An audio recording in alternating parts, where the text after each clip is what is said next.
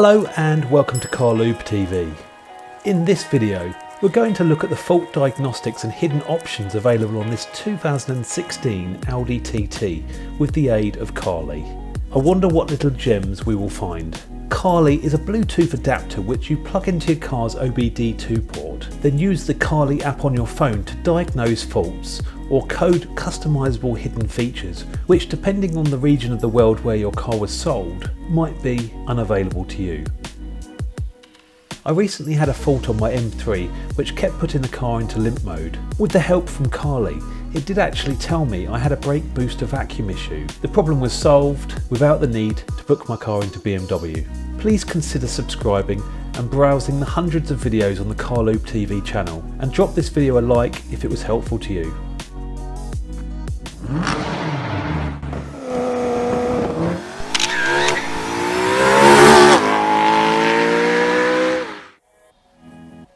This is the adapter.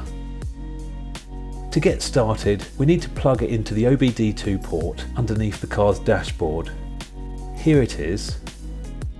You can now see it flashing away, which means we are good to go. So we just go into the Carly app here like that. We need to find the right car, so we need to add a car. We are in a Audi TT 2017 diesel, and now we can connect to the car. Here we go, we can just see it connecting and it's scanning the car, just generating vehicle insights. So the first thing I'm going to do is actually press the health check and see if the car has any issues. As you can see there, it's just generating the data. The purpose of this is to see if there's any logged faults in the car's ECU. This can take a little while. And we've got an acceptable problem with the central locking system, so we're going to have a look at that. That's not a big problem at all, so what we're going to do is just clear that off. What I often do is, if I get a fault on my cars, you can clear the fault, and if it's a hard fault that needs any fixing or any new parts, it will come back. But often cars will just throw up little faults just down to not a lot of battery power or not being used very often and things like that. So it's safe to check that again and see if that fault is now gone. And as I thought, everything is okay. So now let's come out of there and go into the customization. Now this function here will allow you to turn on certain things, code certain parameters of the car that you might not have switched on at the moment. And this is not something you can do within the Audi's controls or menus. I know there's lots of different functions on my BMW that you can do, but let's have a look in this one and see what there is. Okay, so let's go into this first, ZE options. Now this is topics of central electrics, brake lights, brightness. Okay, let's go in there. Code possibility. So every time you go into one of these options, it will back up your old data just in case, heaven forbid, you want to go back to the standard features in the car. Press OK. So this is where we got certain options that will, if they're switched off, we'll have a look at them and see what they mean. I often get questions on my videos, can you do this and can you do that? I generally will mention the good things that you can do on your car that most people will want to do on their cars, but feel free to ask the question in the comments below if a function that I don't show is actually available, and I'll come back to you. Enable menu audible confirmations, US side front turn signals. Now this is a function that quite a lot of people do like. I don't particularly like it, but it basically illuminates your side repeaters and then will flash like normal if you put them on, but it does keep the amber light on. You can do that on this TT. You can adjust the brightness as well by the looks of things. A lot of people will be excited to see that option. Me less so, but some people will. Okay, these are all about the US side. Now, because these cars are global these days, when this car is sold in the US, it will have those functions switched on, but in the UK, we don't need it here. Okay, so inner rear lights function, halogen rear lights brightness. So this app does give you the option to increase the brightness on your daytime running lights, it looks like here. A lot of these options are already switched off. Dimming the number plate lighting while trunk is opening. I can't see why that would be a benefit, but it's switched off at the moment. DRL side marker front left. These are switched off at the moment, but I should imagine again that might be due to this being an English registered car. And again, you can increase the brightness of the front lights. Okay, lots and lots of options with lights. Carly have done a good job here because you can turn a hell of a lot of things on and off. Nothing here really interesting me. All right, okay, I think we've come to these are all lots and lots of options which you can obviously have a look at. Upper shutdown speed for static cornering lights. It's cornering lights, yeah, so this car will turn on the left or the right fog light to see round corners, and it's saying here, would you like it to switch off at a certain speed? It's on a current value, which would mean it probably never turns off. There's nothing more of interest in there. Oh, you can actually adjust the temperature of your heated seats. That's quite cool. I'm not going to change that because I think these seats are absolutely fine anyway. Okay, so that's all there is in that ECU. So we'll pop out of this one now and go into the combi.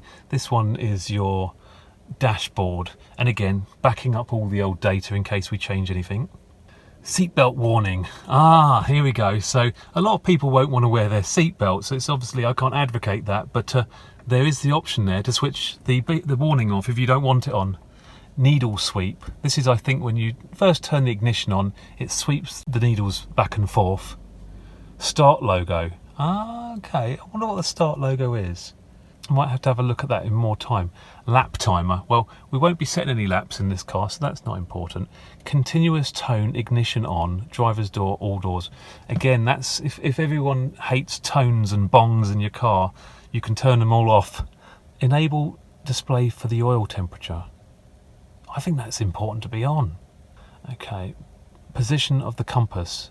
Oh, this is for your sat nav. I'm not going to change that, but that can be if you want it the other way around. Again, if you're in a different country, you'd be sitting on the left-hand side of the car.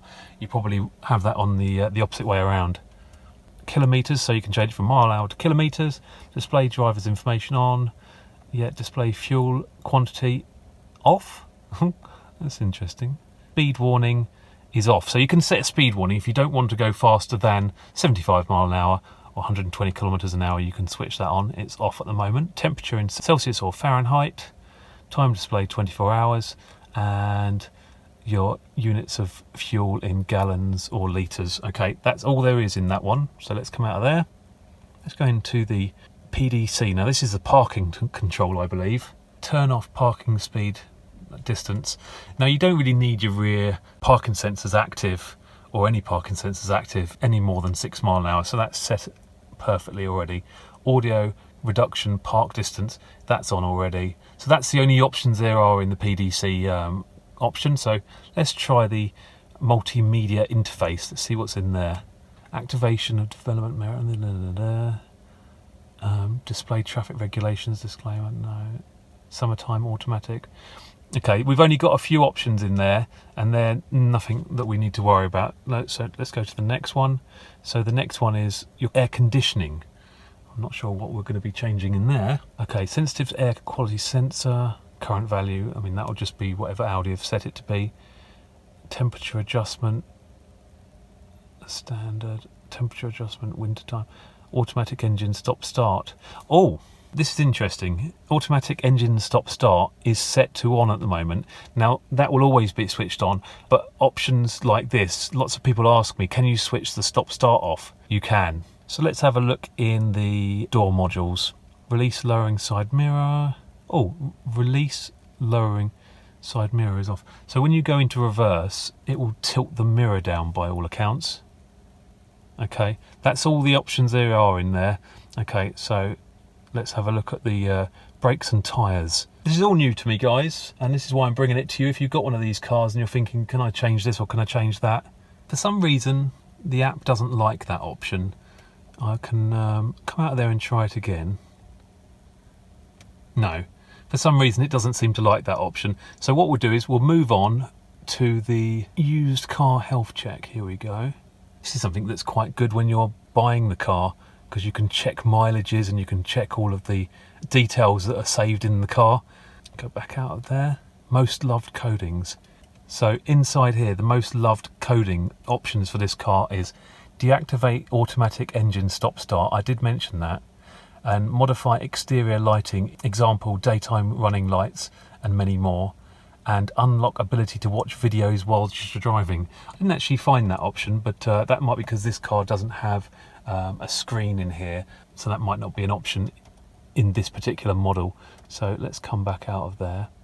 Let's go for features, live data, health diagnostics. So if you do have a problem with the engine or any part of the car, you can actually read certain things in here as well. This is a very good diagnostics tool. But for this video, that will be it.